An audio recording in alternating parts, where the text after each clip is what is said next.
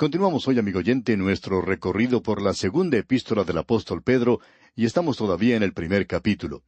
Vamos a comenzar nuestro estudio hoy con los versículos que consideramos al final de nuestro programa anterior, es decir, los versículos 13 y 14 de este capítulo 1, que dicen: «Pues tengo por justo, en tanto que estoy en este cuerpo, el despertaros con amonestación, sabiendo que en breve debo abandonar el cuerpo, como nuestro Señor Jesucristo me ha declarado». Cuando comenzamos nuestro estudio de esta epístola, dijimos que este era el canto del cisne de Simón Pedro. Él se encuentra, por así decirlo, en su lecho de muerte, y él dice: «En tanto que estoy en este cuerpo». Ya vamos a analizar esto un poco más adelante, pero la Escritura le da algo de importancia a declaraciones del lecho de muerte. Como usted se da cuenta, amigo oyente, en el lecho de muerte un hombre puede llegar a decir algo que es de importancia, aunque él no haya dicho nada anteriormente. Aun si esa persona haya sido un mentiroso durante toda su vida, puede ser que cuando se encuentre en su lecho de muerte pueda llegar a decir la verdad. Ahora, por lo menos, la palabra de Dios le da mucho énfasis a esto. Cuando uno analiza lo que dice el Antiguo Testamento, puede encontrar varios ejemplos que nos ayudan a comprender esto. Por ejemplo, podemos hablar de Jacob, y en el capítulo 49 de Génesis se nos presenta una historia triste y dramática. Él reúne a sus 12 hijos alrededor de su cama y profetiza en cuanto a cada uno de aquellos hijos, lo cual se ha cumplido literalmente. Cuando Moisés supo que él no entraría a la tierra prometida, él la había contemplado desde el monte Nebo, y cuando él se encontraba en su lecho de muerte, él llamó a los líderes de las 12 tribus y les habló, y ese fue un discurso muy importante el que llegó a pronunciar. Josué, por su parte, cuando él ya estaba anciano y listo para partir de esta vida, podía decir: «Pero yo y mi casa serviremos a Jehová». Ese había sido su testimonio. Usted recuerda también que David, a punto de morir, llamó a su hijo Salomón. David en realidad no tenía mucha confianza en Salomón. No creemos que Salomón hubiera sido el elegido de David. Absalón lo hubiera sido, pero él ya había muerto. Así es que él llama a Salomón y le dice: «Yo sigo el camino de todos en la tierra». ¿Qué cuadro es el que se presenta de la muerte? Ahora, yo no sé quién es usted o dónde está usted, amigo oyente, pero puedo indicarle en qué camino se encuentra usted y la dirección en la cual está usted viajando. Usted está siguiendo el camino de todos en la tierra. Y ese camino, amigo oyente, le lleva al cementerio. Sí, ya sé que no suena muy lindo, pero así es. Y ahora alguien quizá nos diga: «Bueno, el Señor puede venir antes». Pero si Él no viene, tenemos que decir que usted se encuentra en ese camino. Y luego David le dice a Salomón: «Esfuérzate y sé hombre». No creemos que David tuviera mucha confianza en Salomón. Y esa es la declaración que él pronuncia en su lecho de muerte. Y luego, el mismo Señor Jesucristo, cuando Él entró a Jerusalén para esa última Pascua, presentó muy claramente a los suyos esa noche en el discurso del aposento alto, que esa sería la última oportunidad con ellos mientras se encontraba aquí en la carne, antes de morir y resucitar en un cuerpo glorificado. Él dijo: «Todavía un poco y no me veréis, y de nuevo un poco y me veréis, porque yo voy al Padre». Y luego ya hemos visto al apóstol Pablo en su segunda epístola a Timoteo. Ese es su discurso en su lecho de muerte. Y allí encontramos su canto del cisne, digamos. Él dice: «Porque yo ya estoy para ser sacrificado, y el tiempo de mi partida está cercano. He peleado la buena batalla, he acabado la carrera, he guardado la fe. Por lo demás, me está guardada la corona de justicia, la cual me dará el Señor juez justo en aquel día, y no solo a mí, sino también a todos los que aman su venida». Y ahora tenemos aquí lo que el apóstol Pedro dice, y usted puede notar que él expresa: «sabiendo que en breve», y esa palabra breve indica que va a ocurrir muy pronto. Indica que él sabía que había llegado al fin de su vida. Él no va a vivir mucho tiempo más. Él fue crucificado con la cabeza hacia abajo. Hay personas que han interpretado esto como que Pedro fue crucificado boca abajo. En realidad no creemos que ese sea el significado aquí. Creemos que nuestro Señor aparentemente sostuvo su cabeza para que Él pudiera mirar hacia los cielos. Simón Pedro dijo que él no se sentía digno. Ahora, esa es una tradición, y de vez en cuando nosotros tenemos que hacer una declaración como esta, y la gente quiere saber qué autoridad tenemos para hacerla. Amigo oyente, la tradición nos ha dado tantas cosas. Por ejemplo, hace algún tiempo mencionamos que el sumo sacerdote, cuando entraba al lugar santísimo, tenía una cadena unida a una de sus piernas.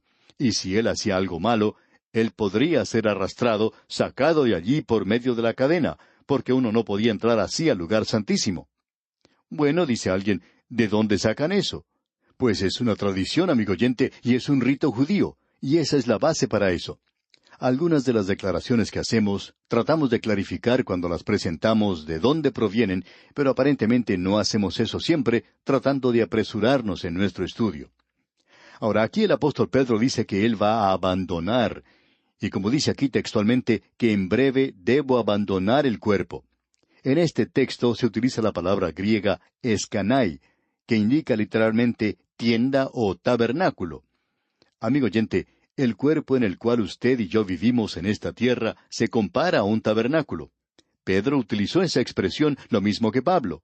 El apóstol Pablo dijo, sabiendo que nuestra casa terrenal, este tabernáculo, será disuelto. Pedro aquí continúa hablando en cuanto al cuerpo en el cual vivimos. Ahora el apóstol Pablo nos dice de lo delicado y frágil que es, y si usted no cree que es frágil, pues puede salir a un camino, a una carretera, y enfrentarse al tráfico automotriz allí, y verá lo que sucede.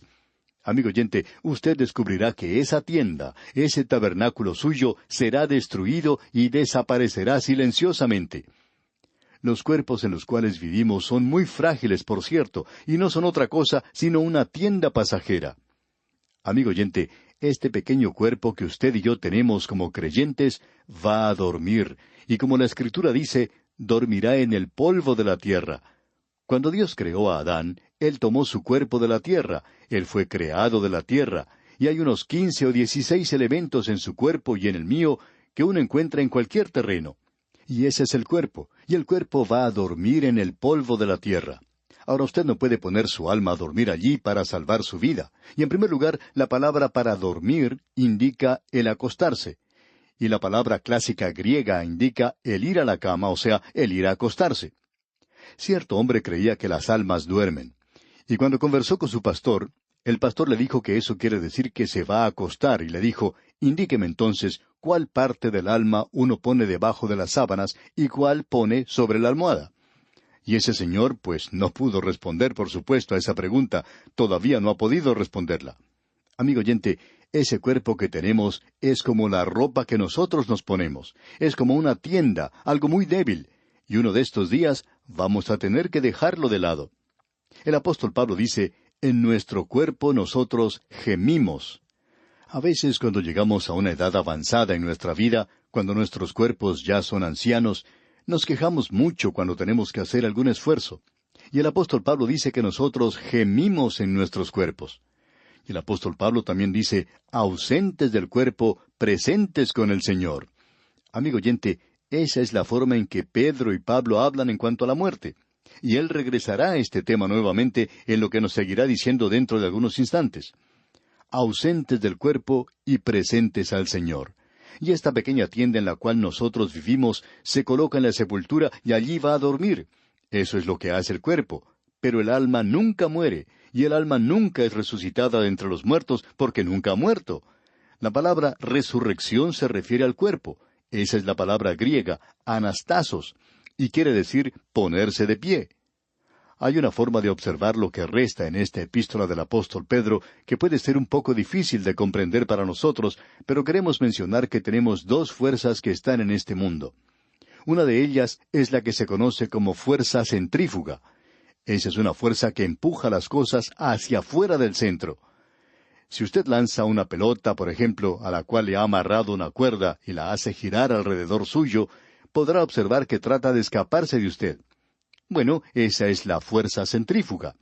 Luego existe otra fuerza, una fuerza llamada centrípeta. Y esa es una fuerza que empuja hacia adentro. Pues bien, él ahora va a hablarnos aquí en cuanto a la actitud hacia la palabra de Dios y la apostasía que se acerca, que ya se aproximaba en su día y que ya ha llegado en nuestro día. Era como una pequeña nube del tamaño de la mano de un hombre en los días de Pedro y de Pablo, pero en nuestro día es como una tormenta que ya se ha desatado. Ahora la actitud es hacia la palabra de Dios. Hay dos aspectos de este tema que Él nos presenta para nuestra atención y consideración. La actitud hacia la palabra de Dios en los días de la apostasía.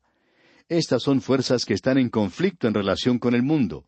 Existe esa fuerza centrífuga, esa fuerza que empuja hacia afuera del mundo en el cual usted y yo vivimos en el presente. Luego tenemos esa otra fuerza, la fuerza centrípeta, que nos atrae hacia el mundo hoy y que nos aparta de la palabra de Dios. Ahora veamos esta fuerza centrífuga, la palabra de Dios. Es la única cosa que nos puede apartar del mundo. La palabra de Dios nos quiere sacar, nos quiere apartar del mundo hoy. Cierto hombre dijo en una ocasión que él era un alcohólico cuando comenzó a escuchar este programa de la palabra de Dios. Ahora nosotros no tuvimos que hacer nada con esto. Fue la palabra de Dios la que le sacó a él, le apartó de la botella, del mundo, y le atrajo a él hacia la palabra de Dios. Ahora, de eso es de lo que Pedro nos hablará aquí, porque se presenta esa cuestión. Él dice, nosotros debemos hacer nuestro llamado y nuestra elección más segura. Él dice aquí, yo quiero que ustedes sepan que tenemos una autoridad. Ahora alguien quizá pregunte, ¿cómo saben ustedes que es la palabra de Dios? Bueno, escuche lo que dice aquí el versículo 15 de este capítulo 1 de la segunda epístola del apóstol Pedro. Dice, también yo procuraré con diligencia que después de mi partida vosotros podáis en todo momento tener memoria de estas cosas. Nuevamente el apóstol Pedro menciona aquí su muerte, y él utiliza una palabra muy interesante. En realidad es la palabra éxodo, y eso indica que la muerte no acaba con todo. Cuando los hijos de Israel salieron de Egipto, los egipcios dijeron, nosotros ya no tenemos nada que ver con ellos. Con esto se acaba todo. Pero no fue así. Lo que en realidad ocurrió es que ellos continuaron en el desierto y al fin llegaron a la tierra prometida. Y Egipto parece no haber terminado con ellos aún en el día de hoy. Así es que eso es un éxodo. Después de mi partida, de mi éxodo, después de que yo me haya ido, dice Pedro, quiero que vosotros podáis en todo momento tener memoria de estas cosas. Escuche lo que él dice. Tenemos aquí entonces el poder atrayente de la palabra de Dios que nos separa del mundo hoy. Ahora, ¿cómo sabe uno que esto es la palabra de Dios? Bueno, el versículo 16 dice, porque no os hemos dado a conocer el poder y la venida de nuestro Señor Jesucristo siguiendo fábulas artificiosas, sino como habiendo visto con nuestros propios ojos su majestad. Esto es algo muy importante de notar de nuestra parte, amigo oyente. Él va a hablar aquí de la transfiguración. Él dice en este versículo 16 otra vez, porque no os hemos dado a conocer el poder y la venida de nuestro Señor Jesucristo siguiendo fábulas artificiosas, sino como habiendo visto con nuestros propios ojos su majestad. Porque no hemos estado siguiendo fábulas artificiosas. La Biblia, amigo oyente, no es un montón de mentiras. La Biblia no es un cuento de hadas. La Biblia no es un mito, sino que está basada en los hechos. Y si usted es sincero, amigo oyente, y quiere abandonar sus pecados, Dios hará que esto sea real y verdadero para usted. Él ve lo que se encuentra sobre sus ojos. Está allí no porque nosotros seamos ciegos mentalmente, sino porque no queremos abandonar o dejar nuestro pecado. Cuando usted y yo estamos dispuestos a hacerlo, entonces Él hará que esto sea real para nosotros. Y en este versículo 16 Él dice, porque no os hemos dado a conocer el poder y la venida de nuestro Señor Jesucristo, siguiendo fábulas artificiosas, sino como habiendo visto con nuestros propios ojos su majestad. Permítanos decirle, amigo oyente, que esto quizá causa un poco de confusión. ¿Cuándo fue que Simón Pedro vio el poder y la venida de nuestro Señor Jesucristo? Porque él dice, habiendo visto con nuestros propios ojos su majestad. Ahora él presenta de una manera muy clara que fue durante la transfiguración. Leamos los versículos 17 y 18 de este primer capítulo de la segunda epístola del apóstol Pedro. Pues cuando él recibió de Dios Padre honra y gloria, le fue enviada desde la magnífica gloria una voz que decía, Este es mi Hijo amado, en el cual tengo complacencia. Y nosotros oímos esta voz enviada del cielo cuando estábamos con él en el Monte Santo. Él se está refiriendo a la transfiguración. Y esto nos puede ayudar a explicar algo que siempre se presenta constantemente como una pregunta. ¿Qué fue lo que el Señor quiso decir allá en el Evangelio según San Mateo, capítulo 16, versículo 28, cuando dijo, De cierto os digo que hay algunos de los que están aquí que no gustarán la muerte hasta que hayan visto al Hijo del Hombre viniendo en su reino? Eso ha provocado que muchas personas digan que el reino fue establecido entonces. Pero desafortunadamente tenemos allí el fin de ese capítulo 16, Y luego comienza el capítulo 17 del Evangelio según San Mateo. ¿Y cómo es que comienza este capítulo? Escuche usted. 6 días después, Jesús tomó a Pedro, a Jacobo y a Juan su hermano, y los llevó aparte a un monte alto, y se transfiguró delante de ellos, y resplandeció su rostro como el sol, y sus vestidos se hicieron blancos como la luz. Esa transfiguración era un cuadro en miniatura del reino en muchas formas. No podemos entrar en demasiados detalles hoy, pero tenemos aquí a Moisés y a Elías junto a Cristo. Moisés representando el Antiguo Testamento, y allí tenemos a la ley. Y allí tenemos a Elías representando a los profetas del Antiguo Testamento, esos profetas leales. ¿Y qué es lo que están discutiendo? ¿Están hablando de su muerte? Así es, están hablando de su partida, de su éxodo. La muerte de un hijo de Dios es un éxodo. Es como el pasar por una puerta de una habitación de este mundo a la presencia misma de Dios. De eso es de lo que ellos están hablando, porque eso fue lo que ellos escribieron en el Antiguo Testamento. Y luego tenemos aquí estos 3 apóstoles. Ellos representaban a los santos vivos, y Moisés y Elías representaban a los muertos, a los santos del Antiguo Testamento. Amigo oyente, en esa ocasión la iglesia aún no había llegado a existir, y esos 3 hombres que se encontraban con él allí van a constituir parte del cuerpo de los creyentes. Ellos llegarían a ser los apóstoles. Aquí pues tenemos un cuadro en miniatura del reino, y cuando ellos bajan del monte, se encuentran con ese hombre, con ese muchacho que estaba poseído de un demonio, y los otros apóstoles eran impotentes para librarle. Ellos no podían hacer nada. Y aquellos que estaban afuera se burlaban y los ponían en ridículo. ¿Qué cuadro es este del día presente, amigo oyente? Y ese es el reino como es en el día de hoy, en suspenso.